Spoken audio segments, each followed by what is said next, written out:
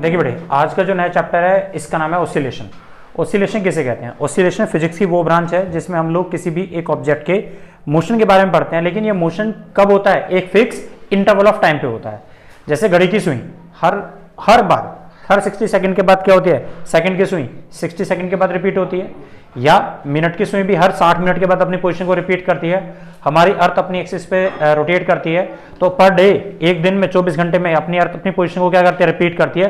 365 दिन में 6 घंटे में हमारी अर्थ सन के चक्कर लगाती रहती है। तो इसी तरह से नेचर के अंदर एक पेंडुलम को हम छोड़ते हैं, वो पेंडुलम एक सेकंड में एक मीन पोजीशन से होकर जाता है, जाने में और वापस आने में एक कोई टाइम लगा, फिर जाता है, फिर आता है, फिर उतना टाइम लगता है। तो हम ये देखते हैं कि नेचर के अंदर किसी भी एक बॉडी का वो मोशन जो किसी भी एक फिक्स इंटरवल के अराउंड होता है, नेचर में ये वाला जो मोशन होता है सिंपल हार्मोनिक मोशन कहते हैं। ये बात समझ में आती है सबको? उसके बाद दूसरी बात, ये जो मोशन होते हैं हमारे, दिस इज नोन एज क्या, जो जो फिक्स इंटरवल पे जो मोशन होते हैं इन्हें हम क्या कहते हैं? ऑसिलेशंस कहते हैं। ये जो मोशन हो रहे हैं इन्हें ऑसिलेशंस कहते हैं, जो कि around a fix interval of time के अराउंड हमेशा होते हैं। ये दो तरह से हो सकते हैं। सबसे पहला जो मोशन होता है उसे हम क्या कहते हैं? Periodic motion. क्या कहते हैं बेटे? Periodic motion. और ये चैप्टर है इसका नाम है ऑसिलेशन। सबसे पहले इसमें जो नाम आता है दिस इज पीरियोडिक मोशन। किसे कहते हैं पीरियोडिक मोशन? तो आंसर पीरियोडिक मोशन वो मोशन होता है किसी भी एक बॉडी का जो क्या होता है? आंसर है फिक्स इंटरवल ऑफ टाइम पे होता है। लेकिन इसमें बॉडी करती क्या है? तो आंसर है बॉडी एक पर्टिकुलर डायरेक्शन में मूव करती है, एक पर्टिकुलर डायरेक्शन में मूव करती है, लेकिन उसका फिक्स इंटरवल ऑफ टाइम होता है। जैसे घड़ी की सुई, अभी हमने बात करी, घड़ी की सुई हमारी अर्थ क्या करती है? अपने एक्सिस पे चक्कर लगाती रहती है। मून के चारों तरफ चक्कर लगा, मून अर्थ के चारों तरफ चक्कर लगाता रहता है। अर्थ जितने प्लैनेट है सब सन के चारों तरफ चक्कर लगाते रहते हैं। तो यहां से यहां तक जाने में सबका अगर टाइम इंटरवल सबका एक जैसा है तो हम बोलेंगे ये वाला मोशन कैसा है? पीरियोडिक मोशन है।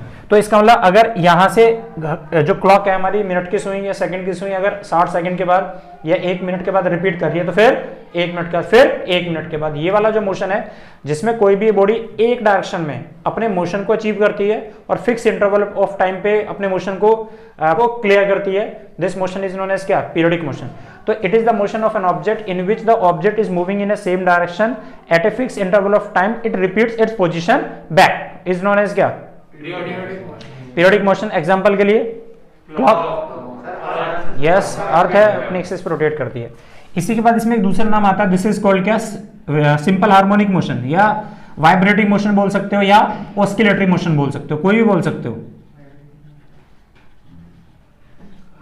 Oscillatory motion. अब ये ऑस्किलेटरी मोशन किसे कहते हैं? तो आंसर है ये ऑस्किलेटरी मोशन किसी भी एक बॉडी का वो मोशन होता है जिसमें कोई भी एक बॉडी क्या करती है? टू फ्रो और बैक, फॉरवर्ड मूव करती है और बैकवर्ड मूव करती है किसी भी एक फिक्स इंटरवल ऑफ टाइम। और ये जो फिक्स इंटरवल है ये हम कहां से कंसीडर करते हैं? मीन पोजीशन से। अगर मैं एक पेंडुलम को छोड़ दूं तो किस पोजीशन पे रहना पसंद करेगा? किस पोजीशन पे रहना पसंद करेगा ना? तो जो एक पेंडुलम की मीन पोजीशन है जहां पे वो एट रेस्ट रहना पसंद करता है, इक्विलिब्रियम पे रहना पसंद करता है, वो मीन पोजीशन है।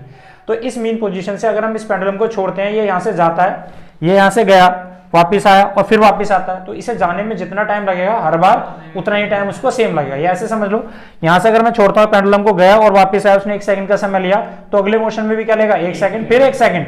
जबकि हम ये देख रहे हैं जब दूर से छोड़ते हैं तो उसकी स्पीड ज्यादा होती है, लेकिन डिस्टेंस भी तो ज्यादा ट्रेवल करना पड़ता है। लेकिन जैसे जैसे वो पेंडुलम क्या होता है यहाँ पे नजदीक हो गया, धीरे धीरे स्पीड कम होती चली जाती है, लेकिन तब भी यहां से यहां तक जाने में और वापस आने में टाइम 1 ही सेकंड का लेगा। वो इसलिए क्योंकि अगर डिस्टेंस कम है तो स्पीड भी तो कम हो गई, यहाँ डिस्टेंस ज्यादा तो स्पीड भी ज्यादा, तो टाइम इंटरवल तो रिमेन सेम रहेगा। तो किसी भी एक बॉडी का वो मोशन जिसमें कोई भी एक body to fro and back move करती है, मतलब बैकवर्डली मूव करती है, ऐसी बॉडी का मोशन क्या कहलाता है? हमारा ऑस्किलेटरी मोशन कहलाता है। ये बात समझ में? एक फिक्स इंटरवल पे मूव करता है। अब एक छोटी सी बात, इस वाले मोशन को थोड़ा सा समझो। ये वाला जो मोशन होता है, बेसिकली ये वाला मोशन होता है, ये इस वाले मोशन को रिप्रेजेंट करता है। क्यों? मान लो इसको यहां से तक जाने में टाइम लगा कितना? 4 सेकंड। कितना लगा? 4 सेकंड। तो यहां से जो पेंडुलम चलता है, ये पेंडुलम यहां से गया, एक डायरेक्शन में गया, फिर यहां से फिर वापस ही आया। तो हम ये देखते हैं कि जब ये पेंडुलम एक डायरेक्शन में जाता है तो कुछ टाइम लेता है, फिर वापस आता है तो कुछ टाइम लेता है, लेकिन फिर दोबारा यहां से जाता है तो फिर भी तो टाइम लेता है। तो इसका मतलब यहां से यहां तक जाने में इसने समय कितना लिया, 4 सेकंड मान लो, यहां से यहां तक आने में कितना लिया, 4 सेकंड, लेकिन जब दोबारा वापस पहुंचता है फिर कितना लिया, 4, तो टोटल टाइम कितना लगा, पहले 4 था, फिर कितने सेकंड में है, 12, तो इसका मतलब टाइम इंटरवल कितना लगा, 8 सेकंड। फिर अगली बार फिर यहाँ पे कितना हुआ, 12 हो गया, फिर कितना हो गया, 16, फिर कितना, 12 और 4 कितना हो गया, 16, 16 के बाद फिर कितना हो गया, 20, फिर टाइम कितना लिया, 8 सेकंड। तो हर बार जब वो इस डायरेक्शन को क्रॉस कर रहा है तो हर बार टाइम कितना ले रहा है, 8 सेकंड का। अरे बात समझ में, इसका मतलब एक डायरेक्शन में जब भी ये पार्टिकल क्रॉस कर रहा है तो कितना टाइम ले रहा है, 8 सेकंड। तो इसका मतलब जब ये एक डायरेक्शन में चल रहा है तो कौन से मोशन को रिप्रेजेंट कर रहा है, पीरियडिक। पीरियडिक की भी तो शर्त ये है कि वो एक ही डायरेक्शन में चल सकता है, ये बैक नहीं आ सकता। लेकिन ये वाला मोशन क्या है, ये टू फ्रो और बैक तो मूव करता है, लेकिन ये एक डायरेक्शन में भी तो चलता है।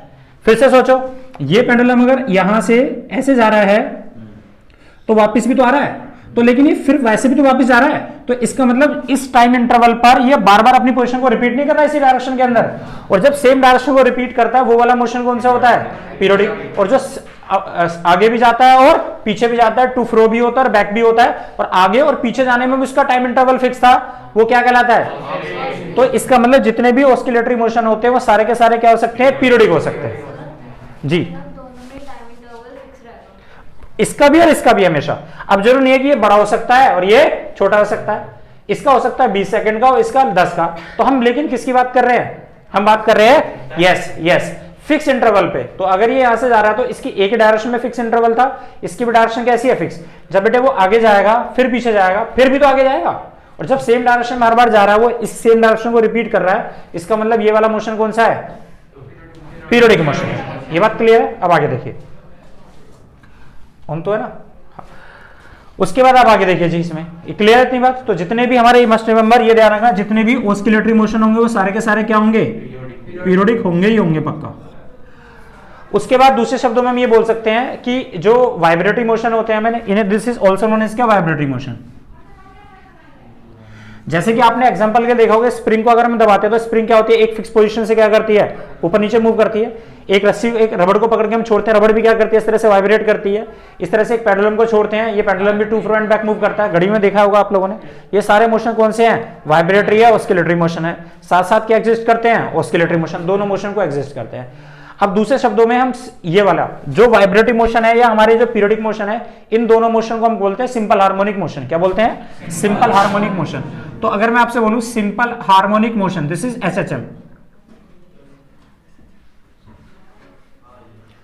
तो सिंपल हार्मोनिक मोशन किसे कहते हैं, तो सिंपल हार्मोनिक मोशन वो मोशन होते हैं जिसमें कोई भी एक बॉडी एक फिक्स इंटरवल ऑफ टाइम के बाद अपनी पोजीशन को क्या करे, रिपीट करे, चाहे ये हो या ये हो।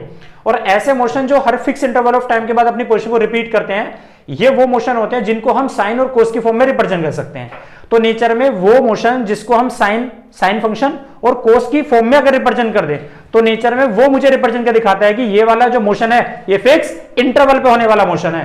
कि हर बार जब मेरा टाइम की वैल्यू, हर बार जैसे जैसे मेरा टाइम बदलेगा उस टाइम पर का इंटरवल अगर मेरा फिक्स होगा हर बार, तो वो अपने मोशन को सेम टाइम से रिपीट करेगा। फिर से मेरी बात ध्यान से सुनना, सिंपल हार्मोनिक मोशन किसी भी एक सिस्टम का, किसी भी एक बॉडी का वो मोशन होता है जिसमें एक body fix interval of time के बाद अपनी पोजीशन को रिपीट करती है, रिपीट करेगी। नंबर टर्म आया रिपीट। और नंबर दूसरा, इसे एक नजर देखकर हम ये कैसे बताएंगे नेचर के अंदर ये मोशन कैसा है, सिंपल हार्मोनिक है, क्योंकि मोशन तो दुनिया भर के हमारे। तो एक नजर पर देख के हम एक इक्वेशन के थ्रू बता देंगे ये वाला मोशन हार्मोनिक है या नहीं है, ये सेम टाइम पे रिपीट होगा या नहीं रिपीट होगा। कैसे, तो आंसर है जिस भी मोशन को फिजिक्स के अंदर हम साइन और कोस की फॉर्म में अगर रिप्रेजेंट कर सकते हैं तो पक्का वो वाला मोशन क्या कहलाएगा, सिंपल हार्मोनिक मोशन। ये क्या कहलाते हैं, जो फिक्स टाइम इंटरवल पे रिपीट होते हैं। तो इसका मतलब अगर मैं किसी भी एक मोशन को किस फॉर्म में रिप्रेजेंट कर दूं, जैसे y is equal to a sine omega t या x is equal to a sine omega t. मान लो ये एक वेव है, ये एक बॉडी है, ये एक वेव को समझ लो, जैसे ये एक वेव यहां से यहां तक अपनी पोजीशन को बार बार क्या कर रही है, रिपीट नहीं कर रही है। अरे तो यहां से यहां तक जाने में उसने कुछ ना कुछ टाइम लिया होगा, दिस इज कॉल्ड क्या, टाइम पीरियड। यहां से यहां तक अगर चल रही होगी तो उसकी कुछ ना कुछ वेवलेंथ भी होगी, तो यहां से यहां तक की वेवलेंथ कितनी है, लैम्डा। अब यहां से जरा ध्यान से सुनना मेरी बात को, तो यहां से यहां तक इस वेव का जो मैक्सिमम डिस्प्लेसमेंट जो इसने इस डायरेक्शन में ट्रेवल किया, दिस इज कॉल्ड क्या, एम्पलीट्यूड। तो यहां पर अगर बात समझ में आ रही है बेटे बात, तो इस डायरेक्शन में जब वो चल रही है वेव, इस डायरेक्शन में तो उसने कोई ना कोई डिस्टेंस भी ट्रेवल करा होगा। और जब ये पार्टिकल ऊपर भी चल रहा है और नीचे भी चल रहा है तो वाई डायरेक्शन में तो डिस्प्लेसमेंट ट्रेवल करा होगा। तो y डायरेक्शन में जो डिस्प्लेसमेंट है उसे हमने कितना लिख दिया, a sin ओमेगा टी, या x में लिख दो x is equal to a cos omega t, sorry x is equal to a cos omega t. तो ऐसे लिख दो या ऐसे लिख दो। तो इसका मतलब नेचर के अंदर जिस भी मोशन को हम साइन और कोस की फॉर्म में अगर रिप्रेजेंट कर रहे हैं तो we will call upon this is called क्या, सिंपल हार्मोनिक मोशन, मतलब फिक्स टाइम इंटरवल पर रिपीट होगा।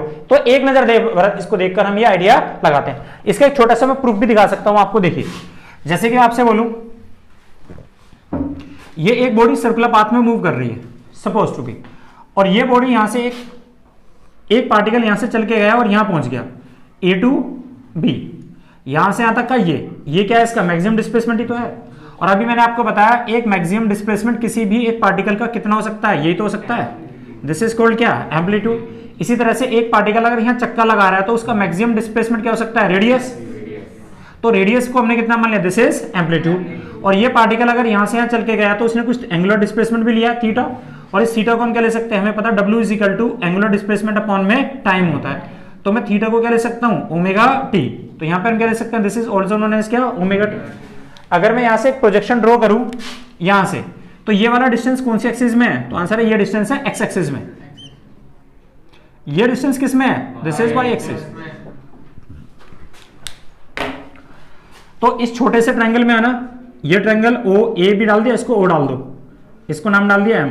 तो now in triangle A O B, इस वाले ट्रायंगल के अंदर अगर मैं तुमसे कहूं कि तुम इसमें साइन थीटा की वैल्यू निकालो, सो साइन थीटा कितना, थीटा के सामने वाला परपेंडिकुलर, ये किसके पैरेलल है, वाई, तो कितना आ गया वाई अपॉन में हाइपोटेनस कितना ए, तो वाई किसके इक्वल आ गया, ए साइन थीटा। और थीटा को मैं क्या ले सकता हूं, ओमेगा टी, तो कितना आ गया, y is equal to a sine omega t, a sine omega T.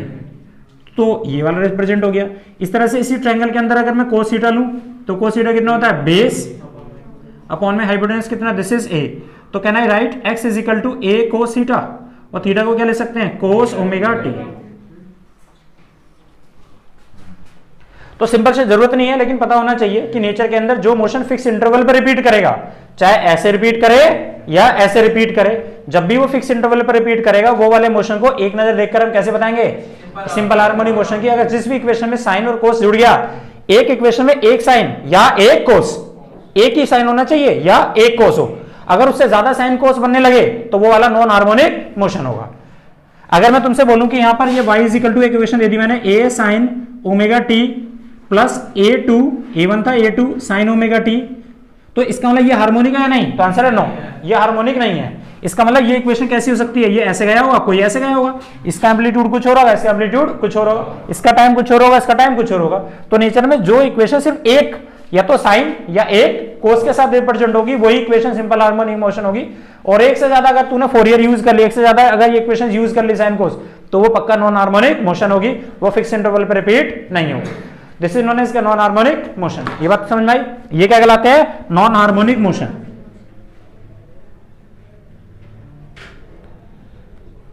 अब इसमें मैं तुमसे छोटा सा क्वेश्चन पूछूं कि इसमें देख के बता सकते हो कि ये वाला जो डिस्प्लेसमेंट है ये मैक्सिमम कब हो सकता है, ये डिस्प्लेसमेंट जब इसकी वैल्यू कितनी हो जाए, 1 हो जाए, यस। तो अगर मैं तुमसे बोलूं इफ अगर तुम्हारा थीटा कितना हो जाए, 90 डिग्री का हो जाए, अरे ये थीटा कितना हो जाए यहां से यहां तक, ए यहां पहुंच जाए, तो उस कंडीशन में देखना ये वाला डिस्प्लेसमेंट मैक्सिमम नहीं हो जाएगा। सोचो अभी ये पार्टिकल यहां पे है, अगर ये पार्टिकल यहां पहुंच जाता तो इसका डिस्प्लेसमेंट भी तो यहां हो जाता, अरे बढ़िया। और अगर ये पार्टिकल यहां होता तो इसका डिस्प्लेसमेंट कितना होता, इतना। ये पार्टिकल अगर यहां पहुंचता तो डिस्प्लेसमेंट फुल नहीं है। ये वाली जो एंड पॉइंट होता है इन्हें कहते हैं एक्सट्रीम पोजीशन। क्या कहते हैं, एक्सट्रीम पोजीशन। और यहां पर डिस्प्लेसमेंट कितना था, 0। अगर ये पेंडुलम, अगर ये वाला पार्टिकल यहीं होता तो बताना डिस्प्लेसमेंट कितना होता है, 0। अबे 0 ही तो होता है यहां से। और अगर बी पे पहुंच गया, यहां पे बी पे पहुंच गया तो इसका डिस्प्लेसमेंट कितना हो गया, इतना।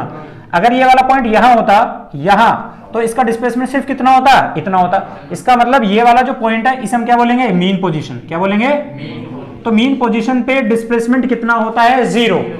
और एक्सट्रीम का मतलब होता है एंड पॉइंट। एक्सट्रीम पोजीशन पर डिस्प्लेसमेंट कैसा होता है, मैक्सिमम।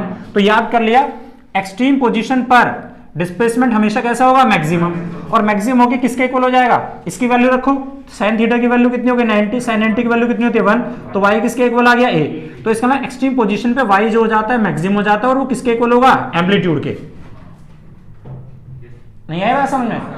और अगर मैं मीन पोजीशन की बात करूं, this is the mean position, mean position पे डिस्प्लेसमेंट कितना होता है? जीरो। शाबाश, वैसे भी तू लगा ले, थीटा कितना बन गया? जीरो, और साइन जीरो की वैल्यू जीरो, तो displacement zero.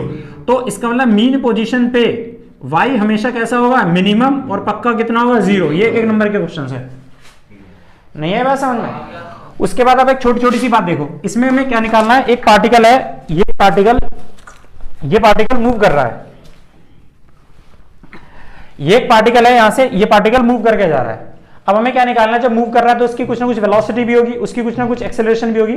Now we have to find out कि इसकी वेलोसिटी और उसकी एक्सेलरेशन कितनी होगी। This is the most important expression ever to be seen in your examination, ये जरूर देखने को मिलता है। तो आइए मैं शुरू करते हैं सबसे पहले। Now velocity of simple harmonic motion, किसी कोई भी एक पार्टिकल है उस, तो देखो जी, सबसे पहले हमें क्या निकालना है? वेलोसिटी। ये दिस इज द एक्सप्रेशन है, expression for velocity of simple harmonic motion. तो देखिए जी, हमें एक बात पता है, now we know that y is equal to, formula पढ़ा हमने, y is equal to a sin omega t, ये पढ़ा है ना? डिस्प्लेसमेंट का कितना होता है? y is equal to a sin omega t। अगर मैं तुमसे बोलूं एक पेंडुलम है, दिस इज द पेंडुलम, और पेंडुलम की हम पोजीशन कहां से नापते हैं? Mean position, this is mean position. तो ये पेंडुलम यहां से मूव कर रहा है, तो ये डिस्प्लेसमेंट कितना? This is y। और ये पेंडुलम जहां तक जाएगा उसे हम क्या पूछेंगे? पेंडुलम को छोड़ा, एक पॉइंट पे जाकर रुक गया, दिस इज कॉल्ड क्या? Extreme position. और जहां पे है वो क्या कहलाएगी? Position, mean position. तो यहां से नाप देखते हैं बेटे, तो y इज इक्वल टू कितना? a sin omega t। अगर मैं इसका डिफरेंशिएशन कर दूं, differentiation with respect to t, अगर मैं इसका डिफरेंशिएशन कर दूं तो कितना आ गया? dy अपॉन में dt। तो ये a तो a ही है कांस्टेंट, sin ओमेगा t का डिफरेंशिएशन कितना होता है? शाबाश, cos ओमेगा t कितना होता है? लिख दो फटाफट, cos ओमेगा t। और ओमेगा t एंगल है, एंगल का डिफरेंशिएशन चेन रूल से कितना आ गया? दिस इज ओमेगा, यहां ओमेगा लिख दिया। और dy अपॉन में dt, डिस्प्लेसमेंट अपॉन में टाइम, चेंज इन डिस्प्लेसमेंट पर यूनिट चेंज इन टाइम क्या कहलाती है? वेलोसिटी। ये वेलोसिटी आ गई, कितना आ गई? a omega cos omega t। अब ये बात समझ में आ गई? तो एक वेलोसिटी का हमें एक ये फार्मूला मिल गया। इसी को फार्मूले को मैं ये भी तो लिख सकता हूं, y is equal to a omega, cos को मैं ये भी तो लिख सकता हूं 1 minus sine square omega t। अरे sine square plus cos square is equal to 1 नहीं होता है? अब यहां पर इस वाले इक्वेशन से y अपॉन में a को मैं ये भी लिख सकता हूं साइन ओमेगा t। ये इक्वेशन में डाल दी फर्स्ट, तो इसकी वैल्यू पुट करो, पुट फ्रॉम इक्वेशन फर्स्ट। तो v is equal to a omega under root में 1 माइनस कितना आ गया? y स्क्वायर अपॉन में a स्क्वायर। जब मैं इसका एलसीएम लूंगा बेटे तो कितना आ गया? a ओमेगा अंडर रूट में a square minus y square upon में a स्क्वायर। इससे जब बाहर निकालेंगे इसे तो कितना आ गया? a ओमेगा अपॉन में a बाहर आ जाएगा, और अंडर रूट में a square minus y square, a से कट गया। तो याद कर लो, वेलोसिटी का फार्मूला होता है v इज इक्वल टू, बहुत यूज होगा, omega under root a square minus y square. अगर एंगल की फॉर्म में देगा तो आप ये यूज कर सकते हैं, नहीं तो ये यूज होगा मास्टर फार्मूला। यह समझ। अब अगली बात सुन, अब ये वेलोसिटी मैक्सिमम होगी या मिनिमम होगी हम निकाल सकते हैं, आ जाएगा? तो देखिए उसके बाद ये वेलोसिटी कैसे निकालेंगे नाउ। तो सबसे पहले हम निकाल रहे हैं, this is a special case, special case. सबसे पहले हम निकाल रहे हैं एक्सट्रीम पोजीशन पे इसकी वैल्यू। कहां निकाल रहे हैं? Extreme position. तुम्हें पता है एक्सट्रीम पोजीशन पे होता क्या है? तो आंसर एक्सट्रीम पोजीशन पे y a के बराबर हो जाता है, डिस्प्लेसमेंट उस कंडीशन में मैक्सिमम हो जाता है। तो रखना शुरू करो, ये रहा फार्मूला। तो v इज इक्वल टू कितना हो गया? ओमेगा अंडर रूट में, तो y की जगह कितना लिख दो? a, तो कितना हो गया? a square minus a square, zero नहीं हो गया। और आपको पता है कि ये वेलोसिटी कितनी हो गई? मिनिमम। आप सोचो इस बात को, एक पेंडुलम को अगर मैं छोड़ता हूं, वो पेंडुलम चलता जा रहा है, चलता जा रहा है, चलता जा रहा है, एक पॉइंट पे जाके रुक गया, वहीं पे तो डिस्प्लेसमेंट मैक्सिमम होगा। तो एक्सट्रीम पोजीशन पे डिस्प्लेसमेंट मैक्सिमम होता है, इसलिए क्योंकि वहां पर उसकी वेलोसिटी जीरो हो जाती है, नहीं तो और आगे नहीं चला जाता वो।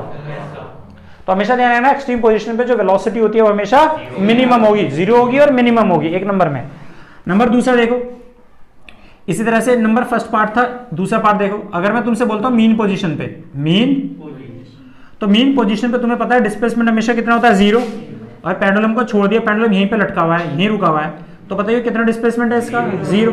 तो यहाँ पे चुपचाप फार्मूले में जीरो रख दो, ये जीरो हो गया। तो ये वेलोसिटी मेरी कैसी है? मैक्सिमम। और ये कितनी है? a omega. तो किसी भी एक कोई भी एक पेंडुलम जब वापस जब आता है तो उसकी वेलोसिटी मीन पोजीशन पे सबसे ज्यादा होती है, फिर उल्टा उठने लगता है अगेंस्ट द ग्रेविटी, फिर वेलोसिटी धीरे धीरे कम होती है, फिर एक पॉइंट पे जाकर जीरो होती है, फिर मैक्सिमम होती है, फिर जीरो होना शुरू हो जाती है। बस समझ में? तो ये मैक्सिमम की कंडीशन है और ये मिनिमम की कंडीशन। क्लियर हो गई बात? इसके बाद now we have to calculate the acceleration. तो देखिए एक्सेलरेशन एक्सप्रेशन फॉर किसके लिए? एक्सेलरेशन। अब हमें एक बात पता है इसमें एक्सेलरेशन का भी फार्मूला हम लोगों ने याद किया, v is equal to a omega cos omega t, याद है? ये तो है वेलोसिटी, तो वी नो दैट अभी एक्सप्रेशन में लिखा। इसका अगेन डिफरेंशिएशन कर लो, differentiation with respect to t. तो अगर मैं इसका डिफरेंशिएशन करूं तो dv अपॉन में dt, क्योंकि एक्सेलरेशन होता है कितना? Change in velocity per unit change in time. और ये कितना है? a, ये कितना ओमेगा, कोस ओमेगा टी का डिफरेंशिएशन कितना होता है? माइनस साइन ओमेगा टी, और ओमेगा टी का एक डिफरेंशिएशन कितना होता है? ओमेगा, और ओमेगा एक ओमेगा यहाँ आ गया, ओमेगा का स्क्वायर हो गया। दिस इज कॉल्ड क्या? एक्सेलरेशन। तो ये कितना आ गया? माइनस बाहर निकाल लो, a omega square sine omega t. नहीं आया समझ में? अब यहां पर इस साइन ओमेगा टी की value I can put from the equation number first, y is equal to sine omega t is equal to y upon में a। तो कितना आ गया यहां से? तो a is equal to minus a omega square, और कितना आ गया? y अपॉन में a से एलिमिनेट हो गया। आ रहा है? उसके बाद कितना आ गया? तो a is equal to minus omega square y। अब यहाँ पे नेगेटिव साइन क्या बता रहा है? बहुत सिंपल शब्दों में भैया नेगेटिव साइन बता रहा है कि भैया डिस्प्लेसमेंट के उल्टे डायरेक्शन में एक्सेलरेशन की डायरेक्शन होती है। अगर तुम एक बॉडी को यहां लेके जा रहे हो तो एक्सेलरेशन कहां होगा? हमेशा नीचे की तरफ होगा। बॉडी हमेशा कहां जाना चाहेगी? नीचे। बोल भाई। तो हेयर ये जो नेगेटिव साइन है it shows the direction of the acceleration which is always opposite to the direction of किसका? डिस्प्लेसमेंट। सो नेगेटिव साइन,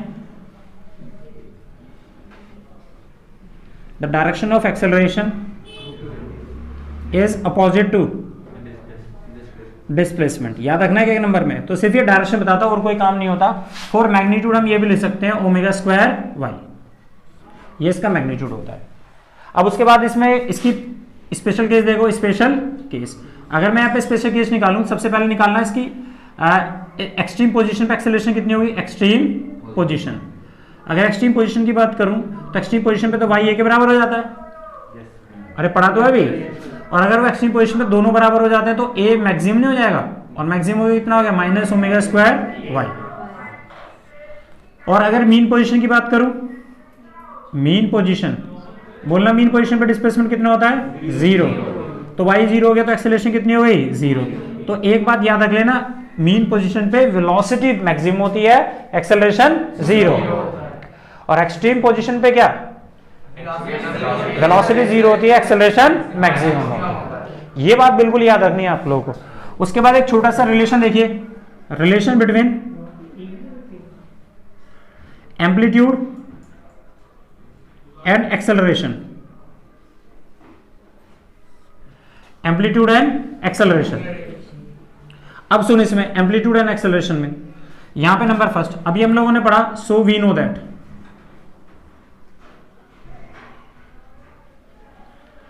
अभी हमने क्या फर्क पड़ा कि हमारा जो मैक्सिमम जो वो होता है, क्या कहते हैं, यस, वो कितना होता है? दिस इज, ये तो होता है हमारा ए मैक्सिमम कितना हो गया हमारा? y इज इक्वल टू ए। तो क्या कैन बी राइट? ए। नहीं है समझ में? तो a maximum is equal to minus omega square into a, ये मैक्सिमम एक्सेलरेशन है। तो हमें पता है बेटा जो हमारा एक्सेलरेशन होता है वो किसके इक्वल है गुड़िया? यहाँ से this is omega square into A, minus तो सिर्फ डायरेक्शन बता रहा है। तो अगर मैं इसको इधर उठा के ले जाऊं, y square is equal to कितना? Omega a capital a upon में ए। अगर मैं स्क्वायर रूट कर दूं बोथ साइड तो omega is equal to under root में कैपिटल ए अपॉन में स्मॉल ए। नहीं है समझ में? और ओमेगा का फार्मूला हम सबको याद है, ओमेगा होता है 2 पाई अपॉन में टी, 2 पाई अपॉन में टी। तो टी को इधर ले जा तो टी इज इक्वल टू कितना आ गया? 2 पाई अपॉन में ओमेगा। इसकी वैल्यू पुट करो यहाँ से, 2 पाई ओमेगा को जब मैं लिखूंगा तो उल्टा नहीं हो जाएगा? ए अपॉन में कैपिटल ए, ये एक रिलेशन आ गया। तो टाइम पीरियड हमेशा किसके इक्वल होता है? 2 पाई अंडर रूट में ए क्या है? एम्पलीट्यूड अपॉन में acceleration. It is a most important formula, ये यूज होगा जी। इसका मतलब जैसे जितनी ज्यादा एक्सेलरेशन होगी उतना टाइम कम लगेगा पेंडुलम को आने में। नहीं है समझ में? जितना एक्सेलरेशन ज्यादा होगी उतना टाइम कम लेगा वो वापस आने में, और जितना एक्सेलरेशन कम होगा उतना टाइम ज्यादा लगेगा। आगे उस पॉइंट पे देखते हैं। देखो जी, एक छोटा सा एक रिलेशन हम लोगों ने पढ़ा है, हुक्स लॉ, पहले भी पढ़ रखा है, फिर से एक बार देखो।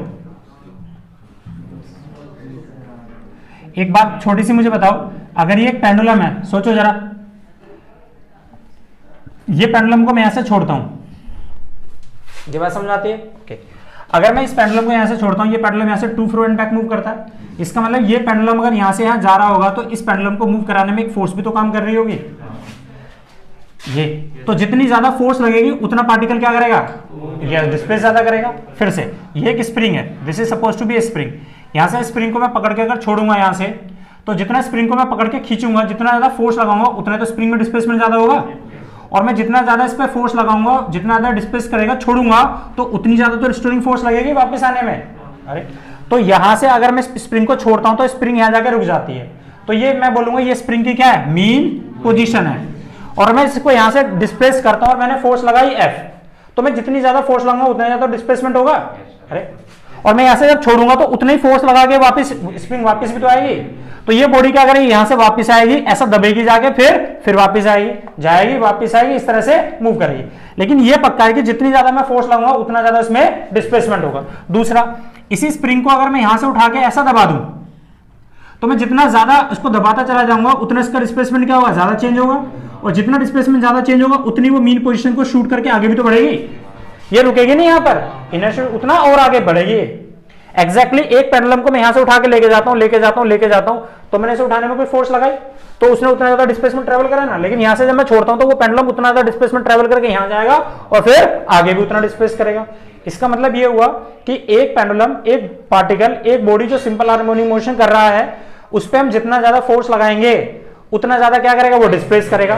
तो दो बात, मैं फोर्स लगा रहा हूं वो उतना ज्यादा डिस्प्लेस कर रहा है, दूसरे शब्दों में मैं अगर फोर्स इधर लगा रहा हूं तो वो डिस्प्लेस कहां करना चाहता है, वापस। उल्टा कर, ये डिस्प्लेसमेंट अगर इधर हो रहा है तो रिस्टोरिंग फोर्स कहां फोर्स लगाती है, वापस।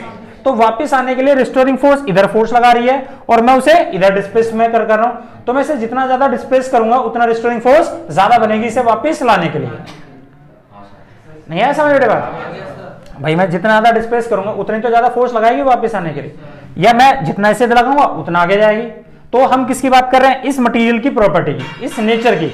तो इसका मतलब जितना एक बॉडी को आप जितना ज्यादा डिस्प्लेस करते हो, वो बॉडी अपनी पोजीशन पे वापस आने के लिए अपने अंदर एक रिस्टोरिंग फोर्स ज्यादा डेवलप करेगी उतना आने के लिए। तो सोच, ये पेंडुलम को मैं यहां छोड़ दूं और इस पेंडुलम को मैं यहां ऐसे छोड़ूं, तो कौन ज्यादा फोर्स लगा के वापस आएगा, जबकि यहां से यहां तक का डिस्प्लेसमेंट x1 है और यहां से यहां तक का x2, तो ये वाला कम फोर्स लगा के वापस आता है और ये वाला ज्यादा फोर्स लगा के आता है। This is the Hooke's law.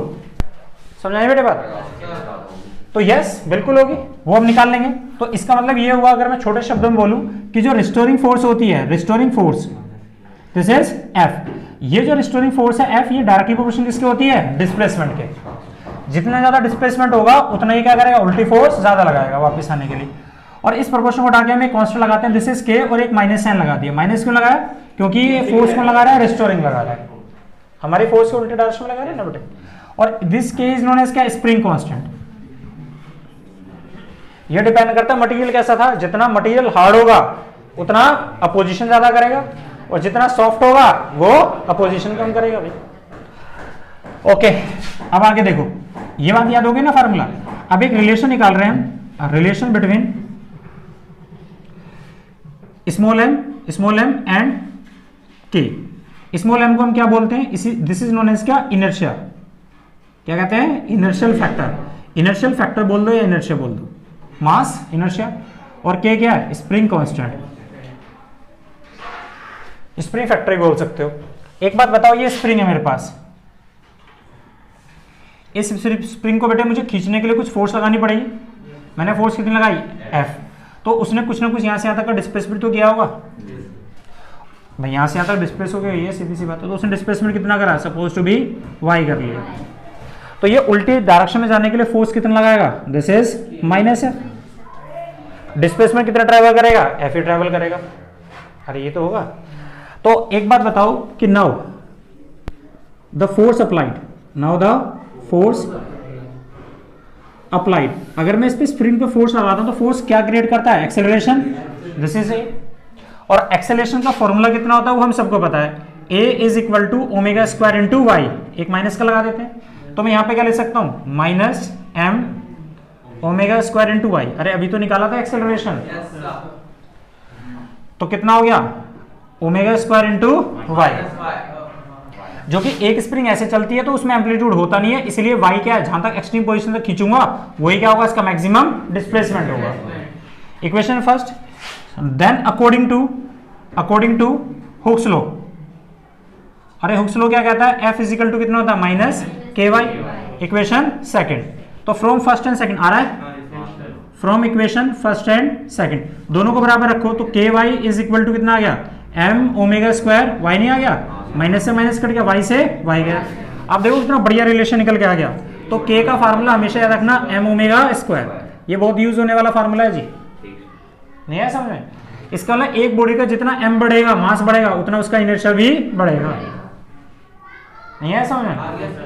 Okay, तो ओमेगा को स्क्वायर को मैं क्या ले सकता हूं, के अपॉन में एम, इसको नीचे ले जाओ, स्क्वायर रूट बोथ साइड, अगर मैं इसका स्क्वायर रूट करूं तो omega is equal to under root k upon में एम, और ओमेगा को हम क्या ले सकते हैं 2 पाई अपॉन में t is equal to under root k upon में एम। तो टाइम पीरियड का फार्मूला कितना आ गया, t is equal to 2 pi under root में, इसको इधर ले जाओ, इसको इधर, एम अपॉन में के। This is the very important relation, अब हमें इसे यूज करना है। इसका मतलब जो टाइम पीरियड होता है ना एक पार्टिकल का, एक पेंडुलम का, इसका यूज करो। अरे एक मास ही लटकेगा गया इसमें, वो मास भी तो होगा इसके पास, इसका मास और उसका स्प्रिंग कांस्टेंट, इन दोनों का जो रेशियो होता है ये डिसाइड करता है उसका टाइम पीरियड कितना होगा। समझाई बात, एक स्प्रिंग जा रही है और वापस आ रही है, वो एम और के ही डिसाइड करेगा उसका टाइम पीरियड क्या होगा। अब देखो जरा, ये बात तो क्लियर हो गई बात। तो टी इज इक्वल टू किसके इक्वल होता है, 2 पाई अंडर रूट में एम क्या है, इनर्शियल फैक्टर अपॉन में स्प्रिंग फैक्टर।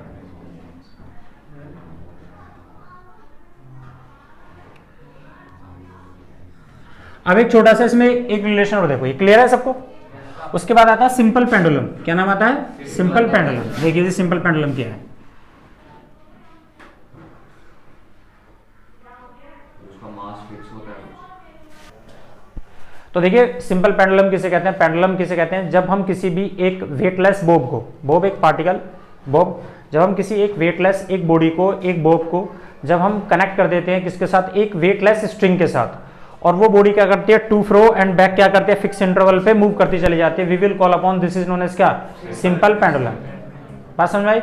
ये एक पेंडुलम है, इसको छोड़ेंगे तो यहाँ रखेगा, लेकिन इसका वेट, इस बॉब का मास और इसकी लेंथ बहुत हल्की, बहुत वेटलेस, मास भी बहुत नेग्लेजिबल है और लेंथ भी कैसी है, जो लेंथ का जो वेट है वो भी नेग्लेजिबल है। और ये क्या कर रहे हैं, to fro and back move कर रहे हैं, to fro and back move करते जा रहे हैं। This arrangement is known as क्या, सिंपल पेंडुलम, अगर वो फिक्स टाइम इंटरवल पे मूव कर रहे हैं तो। अब इसमें देखिए हमें क्या कैलकुलेट करना होता है, इसमें एक पेंडुलम को हमने यहाँ से लिया, इस पेंडुलम को हमने यहाँ से यहाँ तक छोड़ दिया, तो हम देखते हैं पेंडुलम यहाँ पहुंच गया। तो हमें लेकिन इतना पता है इस पेंडुलम का वेट कैसे काम कर रहा होगा, नीचे वर्टिकली डाउनवर्ड। ये पेंडुलम अगर यहाँ से गया तो उसने कुछ ना कुछ डिस्प्लेस भी किया है।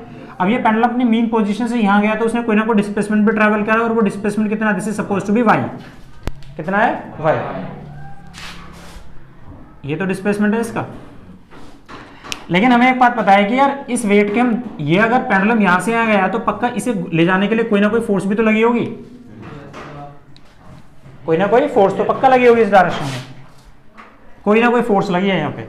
अच्छा, अब दूसरी बात, इस बॉडी का वेट कैसे काम कर रहा है, वर्टिकली डाउनवर्ड। तो हम क्या देखते हैं कि वो फोर्स है कितनी जो इधर लगी होगी, ये फोर्स किसी के अगेंस्ट तो लग रही होगी ना पक्का। ओके, अब हमने इस mg के दो कंपोनेंट बनाए, एक इधर और एक इस डायरेक्शन में। अगर ये एंगल थीटा है तो हम ज्योमेट्री से प्रूव कर चुके हैं कई बार, ये एंगल भी कितना है, थीटा। अगर ये mg है तो इसके साथ ये वाला कंपोनेंट कितना आ गया, mg cos थीटा। mg जिस कंपोनेंट के साथ एंगल बनाता है वहां पे क्या आता है, cos थीटा, और दूसरे के साथ कितना आता है, mg sin थीटा।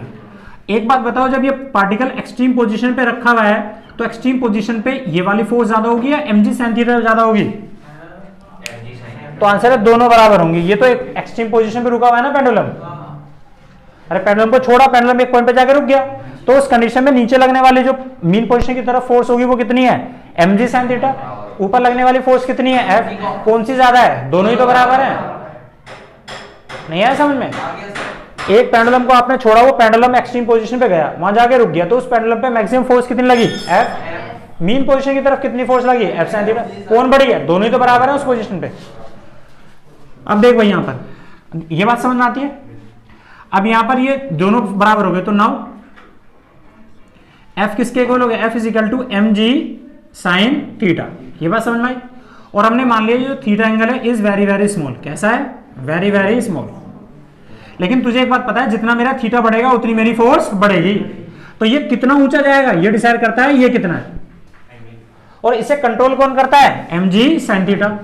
अरे ये तो आगे जा रहा है, तो इसका मतलब थीटा की वैल्यू बढ़ गई ना। अब ये बढ़ बढ़ के इतनी हो गई कि जितनी ये फोर्स लगा रहा है उतनी फोर्स ही हो गई, तो बॉडी का जाना रुक गया। ये पेंडुलम तो ऐसे चलना शुरू कर रहा है, 1 डिग्री 2 डिग्री 3 डिग्री 4 डिग्री, इसकी तो फोर्स सेम है भाई, वो तो एफ तो उतनी लगाएगा चलने के लिए। लेकिन इस फोर्स के बढ़ने से बढ़ती जा रही है, ये बढ़ा लेकिन ये वाली फोर्स कम थी, और बढ़ा अभी भी ये कम थी, ये बढ़ा अभी भी कम थी, लेकिन यहां बढ़ गया, अब ये इसके बराबर हो गई, इसका जाना रुक गया। Okay, equation number first. Now हमें एक बात पता है, एफ इजिकल टू कितना होता है? माइनस के वाई भी तो होता है, और ये डिस्प्लेसमेंट इसके उल्टे डायरेक्शन हो रहा है इसलिए माइनस। इक्वेशन नंबर सेकंड, तो from equation first and second दोनों से बराबर रखो, minus k y is equal to m g sine theta, और ये एक माइनस का, माइनस से माइनस गया। अरे ये बात समझ में नहीं आई भाई? एफ इजिकल टू कितना होता है? के वाई, और ये फोर्स कितनी निकली हमारी? M g sine theta. अब इसमें एक बात देखो, के वाई इज इक्वल टू कितना आ गया? एम जी साइन थीटा, और हमने मान रखा थीटा कैसा है? बहुत छोटा है, और जब थीटा बहुत छोटा होता है बेटे, जैसे देखिए यहाँ पे तुम देख के बता सकते हो, इसमें से ये और ये दोनों लाइनों में से ये एंगल बहुत छोटा सा बन रहा है थीटा, इन दोनों में से किसकी लंबाई बड़ी है? दोनों ही तो बराबर है। अगर ये x है तो मैं इसे भी x मान सकता हूँ, और ये डिस्टेंस कितना है? d। अगर मैं थीटा की वैल्यू निकालूं, थीटा के सामने वाला क्या होता है? आर्क अपॉन में रेडियस। अगर मैं इसमें साइन थीटा निकालूं तो साइन थीटा कितना? थीटा के सामने परपेंडिकुलर अपॉन में हाइपोटेनस। कौन सा लोगे? दोनों ही तो बराबर है, तो भी यही आएगा। और अगर मैं टेन थीटा लिखूं तो टेन थीटा, थीटा के सामने वाला क्या होता है? परपेंडिकुलर, ये रहा, और अपॉन में बेस कितना है? दोनों ही तो बराबर है, तो sine theta tan theta theta सब एक ही तो है, नहीं है समझ? तो यहाँ पे साइन थीटा को हमने कितना कंसीडर कर लिया? थीटा। या डायरेक्ट उठा के रख दो यहाँ पे, तो कितना आ गया? M g is equal to, तो थीटा का फार्मूला क्या होता है? आर्क अपॉन में रेडियस। ये रहा थीटा, थीटा के सामने वाला आर्क कितना है? वाई, नहीं है समझ में? और रेडियस कितना है? इस पेंडुलम की कुछ ना कुछ लेंथ भी होगी, दिस इज एल, दोनों ही तो बराबर है, तो ये कितना? This is L. वाई से वाई गया, सॉरी वाई से वाई कट गया, ये बात समझ में बेटे बात? तो के का फार्मूला कितना? K is equal to m g upon में एल, इक्वेशन नंबर थर्ड। अब फार्मूला यूज करिए, then time period t is equal to, अभी फार्मूला पड़ा है 2 पाई अंडर रूट में m अपॉन में k की वैल्यू पुट कर लो यहां से, पुट फ्रॉम थर्ड, तो t is equal to 2 pi under root में m अपॉन में k की वैल्यू कितनी है? mg, और कितना है? l, m से m कट गया। तो याद करो ये फार्मूला तुमने पता नहीं कितनी बार पढ़ रखा है पेंडुलम का, l अपॉन में g। तो एक पेंडुलम का टाइम पीरियड, उसे जाने में टाइम ज्यादा लगेगा कम लगेगा, सिर्फ वो किस पे डिपेंड करता है? लेंथ पे। एक आदमी एक झूले पे बैठा हुआ है, सुन, यहाँ पे एक आदमी एक झूले पे बैठा है जो ऐसा पिंग वाला झूला होता है, इसका वजन है 2 kg, सुन लो भाई 2 kg। अच्छा, इसके ऊपर यहां से आगे एक मंकी ऊपर बैठ गया, तो बताओ इसका जाने और आने का टाइम बढ़ेगा या कम हो जाएगा? तो आंसर उतना ही रहेगा, क्योंकि लेंथ भी वही है पहले, और ये आदमी का वजन बढ़ने से ये आदमी बैठा था खड़ा हो जाए उससे कोई फर्क नहीं पड़ेगा, क्योंकि मास से वो इंडिपेंडेंट है। अरे नहीं समझ आया? तो एक आदमी आ जाए, 2 आदमी आ जाए, 10 आदमी, कितने भी आ जाए, इट इज कितने भी आदमी, इट इज इंडिपेंडेंट। ये बात समझ आ गई? तो ये इसका टाइम पीरियड था। उसके बाद निकालते हैं total energy of the simple harmonic motion. देखो जी, इसके बाद में निकालने टोटल एनर्जी ऑफ द किसकी? Simple pendulum. तो देखिए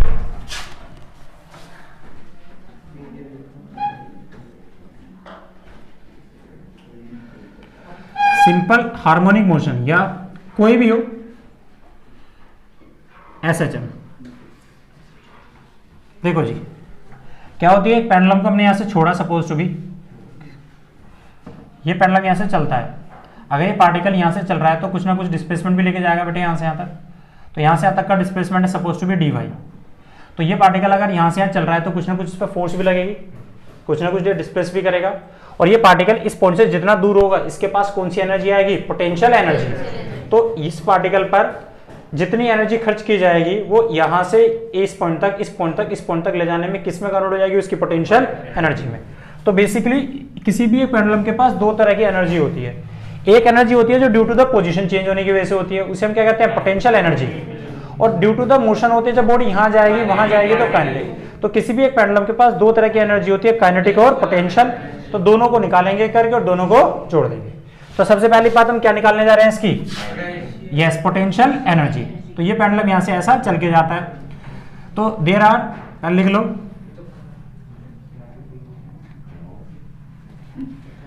बोलो कौन कौन सी नंबर, फर्स्ट काइनेटिक और नंबर दूसरा पोटेंशियल, जिसको हम यू के साथ रिप्रेजेंट कर सकते हैं। तो सबसे पहले हम पोटेंशियल एनर्जी निकालते हैं भाई, potential energy, this is you. और पोटेंशियल एनर्जी सिंपल क्या है, it is the amount of work done. भाई एक पेंडुलम को हम जिसकी मीन पोजीशन से जितना ज्यादा दूर कर देंगे तो हमारे द्वारा किया गया वर्क डन उस बॉडी की उस पोजीशन पे जाके एनर्जी बन जाएगा, वही वर्क डन हमारे द्वारा किया गया उसकी पोटेंशियल एनर्जी है। तो पोटेंशियल एनर्जी क्या है, it is the amount of work done,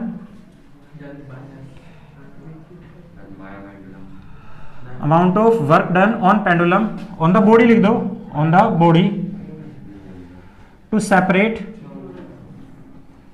it from mean position. देखो जी, तो ये कितना होगा, तो वर्क का फार्मूला में पता है बेटे, यहां से यहां तक जा रहे हैं तो देख वर्क का फार्मूला कितना होता है, फोर्स इंटू में डिस्प्लेसमेंट, ये तो होता है। तो क्या मैं फोर्स इंटू में डिस्प्लेसमेंट का डायरेक्ट फार्मूला यूज कर सकता हूं, नहीं, क्योंकि मैं हर बार जैसे जैसे दूर लेके जाऊंगा तो मुझे फोर्स बढ़ानी पड़ती है, और मेरी फोर्स भी बढ़ रही है और मेरा डिस्प्लेसमेंट भी बढ़ता जाएगा, तो मैं फार्मूला यूज नहीं कर सकता। इसीलिए हमें किसका यूज करना पड़ता है, इंटीग्रेशन का। उसमें हमने मान लिया हम इससे जितना दूर लेके जा रहे हैं, कितना स्मॉल डिस्प्लेसमेंट ट्रेवल करा डी डब्ल्यू डी वाई, तो स्मॉल डिस्प्लेसमेंट के लिए हमने कुछ ना कुछ फोर्स लगाई होगी, वो कितनी है, एफ। तो जब एक क्वांटिटी बहुत छोटी होती है उसके रिस्पेक्ट में दूसरी क्वांटिटी क्या बन जाती है, कांस्टेंट। तो हमने वर्क कितना करा, F is equal to d y. तो अगर मैं यहां से चल के अगर यहां तक इसे मैक्सिमम लेके जाऊंगा तो मैं क्या करूंगा, इसका इंटीग्रेशन कहां से कर रहे हैं, 0 से y, और डी डब्ल्यू का इंटीग्रेशन w, और हमें पता है f इजिकल टू कितना होता है, माइनस के वाई। अरे नहीं समझ आया। और ये जो हम फोर्स लगा रहे हैं, जितना फोर्स इधर लगाएंगे उतना रिस्टोरिंग फोर्स उल्टा फोर्स लगाएगा आने के लिए। तो रिस्टोरिंग फोर्स की एनर्जी निकालोगे तो कितना हो गया, माइनस के वाई। तो जितना मैं वर्क करूंगा उतना वो वापस आने के लिए वर्क करेगा। तो कितना आ गया जी, यहां रख दो माइनस माइनस प्लस, तो कितना आ गया बेटे, के वाई इंटू में डी वाई, और लिमिट कितनी है, 0 से y। तो w is equal to derivative भी y का है, फंक्शन भी y का है, तो k क्या है, कांस्टेंट, बाहर निकाल लो। अरे नेगेटिव साइन समझ में आया, हम इधर वर्क कर रहे हैं, अरे हम तो इधर वर्क कर रहे हैं लेकिन उसकी पोटेंशियल एनर्जी की डायरेक्शन क्या है, उल्टी है, वो उल्टा आना चाहता है यहां से। तो ये k, तो ये कितना आ गया, y इंटू डी वाई, और लिमिट कितनी है, 0 से y। हमें पता है जिसका डेरिवेटिव है अगर उसी का फंक्शन हो, जिसका डेरिवेटिव होगा उसी का फंक्शन हो, तो इंटीग्रेशन का फॉर्मूला क्या होता है, x की पावर n प्लस 1 अपॉन में n प्लस 1। तो k is equal to y की पावर कितना, 1 प्लस 1 अपॉन में 1 प्लस 1, लिमिट कितनी है, 0 से y। और इसको सोल्व करेंगे तो k y स्क्वायर अपॉन में 2, और लिमिट कितनी है, 0 से y, फाइनल माइनस इनिशियल। तो w इज इक्वल टू कितना आ गया, 1/2 k y स्क्वायर। अरे नहीं समझ आया, पूरा देख लो, ये लो, w इज इक्वल टू के, इसमें y की जगह y रख, तो y स्क्वायर अपॉन में 2 आ गया, माइनस अब y की जगह 0 रख तो 0 हो गया, तो कितना आ गया, 1/2 के वाई स्क्वायर, नहीं आ गया, आ जाएगा। तो अब देखो इसमें आगे, तो w इज इक्वल टू कितना होता है, तो 1/2 के वाई स्क्वायर। इसी एनर्जी को हम क्या कहते हैं, पोटेंशियल एनर्जी।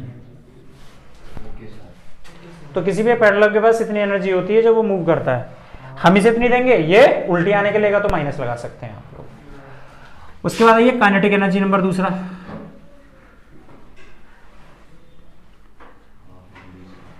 और काइनेटिक एनर्जी कितनी होती है, हाफ mv स्क्वायर। तो देखिए काइनेटिक एनर्जी, तो देखिए, तो काइनेटिक एनर्जी का फार्मूला हम सबको पता है, हाफ mv स्क्वायर, ये तो होता है बेटे। और v वेलोसिटी का फार्मूला में पता है, क्वेश्चन नंबर दूसरा डाल लो चाहे, तो v इज इक्वल टू, किसी को याद हो formula, a omega a square minus omega square, याद है फार्मूला? अरे v is equal to sorry omega is equal to v is equal to omega a square minus y square. इसकी value को put करो इसमें, पुट इन सेकंड, तो kinetic energy is equal to कितना आ गया 1/2m। इस पूरे का स्क्वायर करना है तो ओमेगा का स्क्वायर अंडर रूट में ए स्क्वायर माइनस वाई स्क्वायर। ये फार्मूला हम लोगों ने पढ़ रखा है। k इज इक्वल टू कितना होता है m ओमेगा स्क्वायर होता है। तो इसकी वैल्यू पुट करेंगे तो kinetic energy is equal to कितना 1/2 k अंडर रूट में ए स्क्वायर माइनस, इसका भी स्क्वायर हो गया ना बेटे, तो स्क्वायर से रूट हट जाएगा। अरे जब इसकी वैल्यू यहाँ पे रखोगे तो ओमेगा का स्क्वायर होगा तो पूरे का भी तो होगा स्क्वायर, तो स्क्वायर रूट क्या होगा बेटे, यहाँ से गुड़िया हट जाएगा, तो कितना आ गया, इसकी जगह हम क्या लिख सकते हैं, दिस इज के, और ये कितना आ गया बेटे a square minus y square. दोबारा बताऊं, इसको इसके अंदर मल्टीप्लाई करो तो kinetic energy is equal to half k a square minus half k y square. ये बोलो या ये बोलो, दोनों एक ही बात है। यहां समझ में? अब टोटल एनर्जी देखो, देखो उसके बाद टोटल एनर्जी कितनी होगी, now total energy, total energy, तो टोटल एनर्जी होती कितनी है बेटे, तो बहुत आसान सी बात, टोटल एनर्जी होती है इन दोनों का सम कर दो, काइनेटिक प्लस पोटेंशियल। तो काइनेटिक कितनी है 1/2 k a square minus 1/2 k y square, और पोटेंशियल एनर्जी कितनी होती है half k y square, cut गया वाई से वाई, तो total energy is equal to कितना आ गया 1/2 के ए स्क्वायर। ये टोटल एनर्जी है।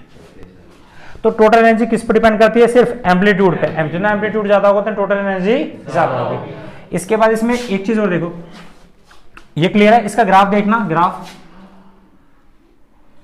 अब ग्राफ में देखो तो टोटल एनर्जी तो भाई कंजर्व रहेगी, वो तो अगर काइनेटिक एनर्जी बढ़ेगी तो पोटेंशियल एनर्जी कम होगी। जरा दिमाग लगाना एक बात, कि जब ये पेंडुलम यहां से चल के जा रहा था, ये पेंडुलम जब यहां से चल के जाता है तो इस पॉइंट पर जाके क्या जीरो हो जाती है, वेलोसिटी, तो यहां पर क्या जीरो हो जाएगी, काइनेटिक एनर्जी। अरे यार, तो यहां पर कौन सी एनर्जी मैक्सिमम होती है, क्योंकि नहीं आया समझ में, क्योंकि पोटेंशियल एनर्जी डिपेंड किस पे करती है, वाई पे, तो जितना ज्यादा वाई बढ़ेगा उतना तो एनर्जी बढ़ेगी, तो वाई ज्यादा कहां पे होता है, एक्सट्रीम पोजीशन में, तो एक्सट्रीम पोजीशन पर अगर पोटेंशियल एनर्जी ज्यादा है तो काइनेटिक एनर्जी जीरो। उल्टा कर, एक्सट्रीम पोजीशन अगर मीन पोजीशन पे अगर पोटेंशियल एनर्जी जीरो होगी तो काइनेटिक एनर्जी कैसी हो जाएगी, मैक्सिमम, क्योंकि वेलोसिटी मैक्सिमम हो जाती है। तो अगर मैं इसका ग्राफ बनाऊं, I will show you the graph, तो क्या होगा, तो देखिए इसका ग्राफ,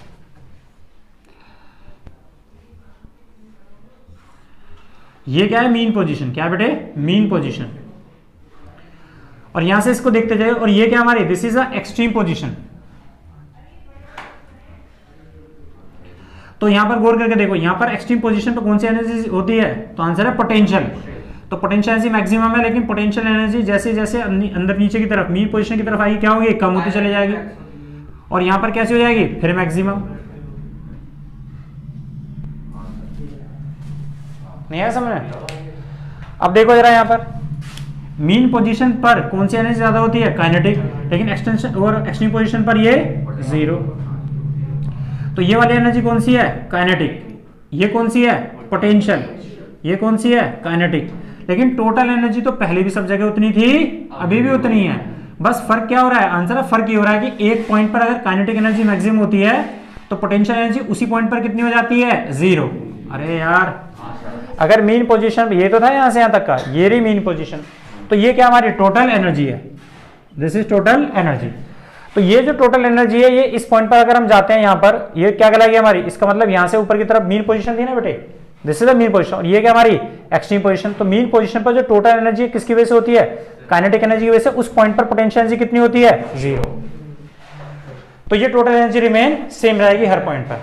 इसके बाद इसमें निकालते हैं हम स्प्रिंग के केसेस, क्लियर हो गए? देखिए जी, बस स्प्रिंग केस है, देखो इसके बाद आता है किसका, केसेस ऑफ स्प्रिंग। सबसे पहला स्प्रिंग है, हमें ना दो स्प्रिंग दी है जो किसमें जुड़ी है, सीरीज में, किसमें जुड़ी है, जैसे कि ये दो स्प्रिंग है, दिस वन और दिस वन, ये दोनों स्प्रिंग का स्प्रिंग कांस्टेंट अलग है, मतलब एक सॉफ्ट है और एक हार्ड, कोई भी बड़ा हो सकता है कोई भी छोटा। यहां से हमने एक फोर्स लगाई, क्या लगाई, फोर्स, ये है डायरेक्शन ऑफ फोर्स। अगर हम यहां से फोर्स लगा रहे हैं तो इसमें क्या होगा, डिस्प्लेसमेंट होगा, अरे अब एक हार्ड है एक सॉफ्ट है, क्या दोनों में डिस्प्लेसमेंट बराबर होगा? नहीं भाई, तो इसमें डिस्प्लेसमेंट x1 हो गया, इसमें x2, लेकिन फोर्स कितनी लगाई? F। पक्का? अच्छा, अब क्या ये बता दोनों पे फोर्स बराबर बराबर लगी होगी? नहीं भाई, या हाँ? नहीं है, हाँ बिल्कुल, फोर्स तो मैंने दोनों पे बराबर लगाई, लेकिन जो सॉफ्ट होगा वो ज्यादा खिंच जाएगा, जो हार्ड होगा वो नहीं खींचेगा। तो यहां से हम दोनों पे फोर्स कितनी लगाई? F। तो दोनों पे फोर्स की वैल्यू कैसी है? सेम। टोटल फोर्स कितनी है? F। दोनों का स्प्रिंग कांस्टेंट कैसा है? अलग अलग। नाउ अब यहां से निकालना, तो डिस्प्लेसमेंट x1 कितना है? तो हमें पता है now F1 is equal to कितना होता है? K x1 या y1 मान लो इसको, डिस्प्लेसमेंट y1 माना है ना सब जगह, तो y बना लो इसको। ये कितना है? y2। तो हमें ये फार्मूला याद है, अरे फोर्स का F is equal to ky, तो k1 और कितना हो गया? y1। तो y1 कितना आ गया मेरा? y1 is equal to f को, फोर्स तो सेम ही है इसलिए f कैसा है? f is equal to k1। तो याद रखना, नोट करके, note in series force remain same. अच्छा, सीरीज में कनेक्ट है उसका मतलब क्या होता है? जब एक स्प्रिंग का एक एंड दूसरी स्प्रिंग के एक एंड से कनेक्ट होगा, दिस इज कॉल्ड क्या? Series combination. अरे समझ में आ रहा है? किसी एक स्प्रिंग का एक एंड दूसरे स्प्रिंग के दूसरे एंड से जुड़ा होगा, दिस इज कॉल्ड क्या? सीरीज। और सीरीज में क्या चीज सेम रहता है? Force remain same. तो y इतना हो गया, तो इसी तरह से दूसरी वाली स्प्रिंग में निकालेंगे तो y2 इज इक्वल टू कितना हो जाएगा? F अपॉन में K2। तो दोनों में टोटल डिस्प्लेसमेंट कितना हो गया? y1 plus y2। और अगर मैं इन दोनों को जोड़ दूं तो कितना हो गया? y1 F अपॉन में K1। अरे y1 कितना है? ये जरा F अपॉन में K1 प्लस में F अपॉन में K2। जिसमें तो F अपॉन में कितना आ गया? 1 अपॉन में K1 प्लस 1 अपॉन में K2। Equation number first. अब बस हो गया, इसमें क्या था? अब तुम्हें पता टोटल, नाउ हमने टोटल कितनी फोर्स लगाई? F। दोनों के ऊपर लगाई ना, तो दोनों का स्प्रिंग कांस्टेंट कितना मान लिया? K। और दोनों ने स्प्रिंग डिस्प्लेसमेंट कितना ट्रेवल करा? Y। तो बस यहां पे इसकी वैल्यू पुट कर दो, तो y, इसकी वैल्यू y की पुट फ्रॉम फर्स्ट, तो रख भाई यहां से इसकी वैल्यू। तो F is equal to K, तो ऐसा ही है, y कितना है? ये रहा F अपॉन में y 1 अपॉन में K1 प्लस 1 अपॉन में K2। F से F कट गया, अरे तो ये कितना आ गया बेटा यहां से? तो K is equal to 1 is equal to LCM ले K2 प्लस K1 अपॉन में K1 K2। इसको इधर लेके जाएगा तो K कितना आ गया? K is equal to K1 K2 upon में K1 plus K2। This is equivalent spring constant. नहीं है समझ में? दोनों का निकाल के टोटल रख दिया, ये यहां निकाल लेता F is equal to Ky, y को एक तरफ रखो, F अपॉन में y रखो, y बराबर हो जाएंगे तो भी यही आ जाए। तो ये क्या हमारा total equivalent spring constant. Equation number third. बस अब आपको पता है टाइम पीरियड का फार्मूला 2 पाई अंडर रूट में कितना होता है? m अपॉन में k। पुट फ्रॉम थर्ड, तो t is equal to 2 pi under root में m, और k की वैल्यू कितनी है? K1 K2 K1 plus K2। ये हमारा फार्मूला आ गया। इसी में एक स्पेशल केस के साथ बनाते हैं। स्पेशल केस, अगर मैं बोलूं दोनों स्प्रिंग बराबर बराबर की स्प्रिंग कांस्टेंट के, दिस इज k, तो अगर मैं यहाँ k रखूं तो t is equal to 2 pi under root में कितना? m इंटू में 2k अपॉन में कितना है? k का स्क्वायर, k से k कट गया, तो t इज इक्वल टू कितना आ गया? 2 पाई अंडर रूट में 2m अपॉन में k। So easy. तो ये t ज्यादा होगा कम होगा, ये कौन डिसाइड करेगा? Spring constant. कितना k ज्यादा होगा इन दोनों का, उतना टाइम ज्यादा लगेगा उन्हें ऊपर से नीचे आने में। एक नेक्स्ट एक्सप्रेशन देखिए, इधर आइए, फोटो। उसके बाद देखिए जी, दो स्प्रिंग है, उन दोनों को पैरेलल में कनेक्ट किया है, उनका टाइम पीरियड कितना होता है? नंबर दूसरा है, if two springs connected in parallel. तो देख भाई, ये दो स्प्रिंग है, इन दोनों के दूसरे के साथ कनेक्ट कर दिया, ये K1 और ये K2। बता अगर मैं ऐसे फोर्स लगाऊं तो इन दोनों में से बराबर बराबर फोर्स लगानी पड़ेगी या कम ज्यादा? कम ज्यादा। जो हार्ड होगी उस पर ज्यादा लगानी पड़ेगी, कम वाले पे कम। लेकिन ये पक्का है दोनों का क्या बराबर होगा? डिस्प्लेसमेंट तो पक्का बराबर होगा भाई साहब, दोनों बराबर बराबर चल के आएंगे, लेकिन जो हार्ड होगा उस पर ज्यादा लगानी पड़ेगी, जो सॉफ्ट होगा उस पर कम। तो इन दोनों केसेस में x कैसा है? सेम। अच्छा, फोर्स कैसी है? अलग अलग, F1 और F2। Now force on first first spring, पता फर्स्ट स्प्रिंग में फोर्स कितनी आ गई, F1 is equal to K1x। इस तरह से दूसरी स्प्रिंग पे कितनी आ गई, F2 is equal to K2 x माना हमने, y मान लो, नहीं तो फिर तुम्हारे एक्सप्रेशन बदल जाएंगे। इसको y लिख सकते हो, कितना हो गया, दिस इज y। बात समझा बेटे। सो टोटल फोर्स कितनी आ गई, total force F is equal to F1 plus F2, और इसको मैं क्या ले सकता हूं, K1y प्लस K2y। तो F is equal to y is equal to K1 plus K2, equation number 3।